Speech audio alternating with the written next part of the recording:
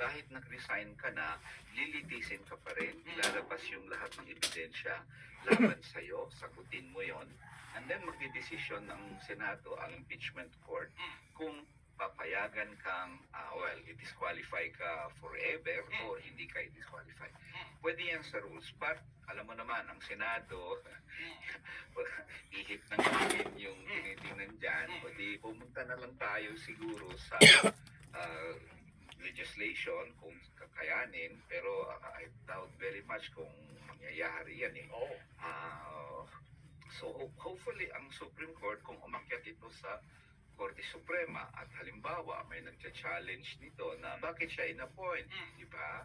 Na-impeach na yan at sana mag-decision ang Korte Suprema din na tama yung petitioner dito, tama sila Neri kasi dapat kung nag-resign ka, that means tinanggap mo na na-remove ka from office o tinanggap mo na rin na disqualified ka o hindi ka na pwedeng ma-appoint, di ba? So in any case, nandiyan na yan, siguro tingnan na lang natin kung anong magawa in the future. Basta ganito, ang bayan, i-demand natin sa mga ganitong kaso like impeachment na tapos tuldukan yan, hindi pwedeng bitin yan kasi nag-resign.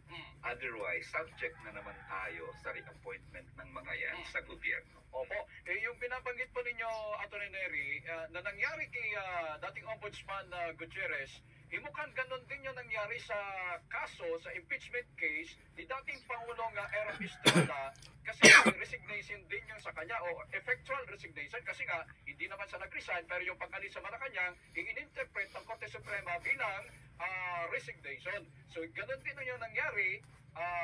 Kumbaga hindi rin tinapos ng itong impeachment court yung kanilang trabaho na supposedly may parusa pa na perpetual disqualification from holding office yung dating Pangulo. Well, essentially may similarities.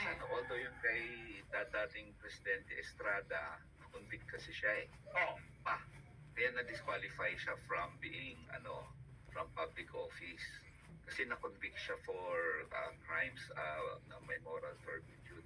Kaya lang kinaiba naman noon si President Gloria Arroyo, pinardon niya, diba, si President Estrada.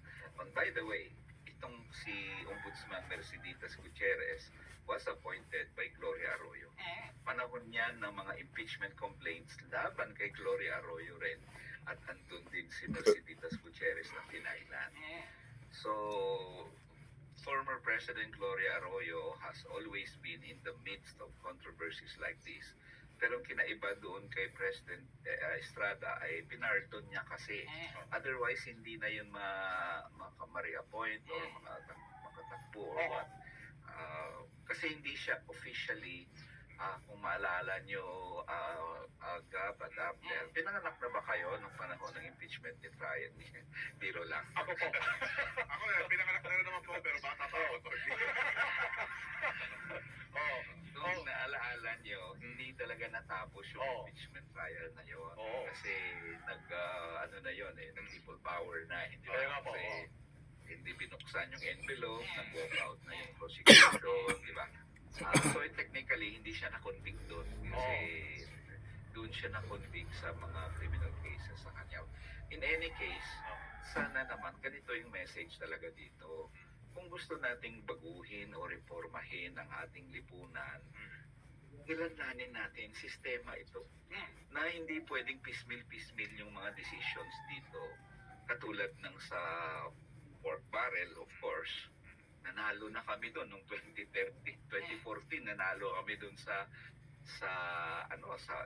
Korte Suprema, dineclare na unconstitutional yung DAP, di ba? At yung iba pang ng DAP, components ng DAP, pero ito naulit. May mga kinulong na doon na ilang senador, tapos naulit. Mas malaki. Parang mas malaki, mas marami kasi sistema yon.